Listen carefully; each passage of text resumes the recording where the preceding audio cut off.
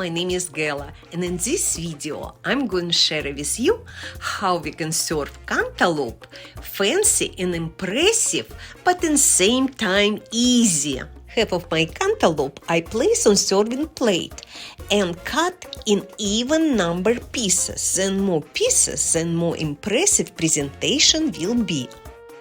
My Instagram friend Megan uses this technique on her professionally done beautiful fruit board.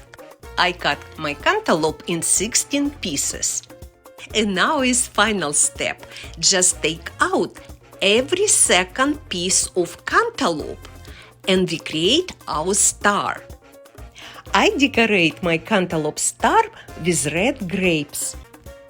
Thank you for watching my video and please subscribe so you don't miss my new videos.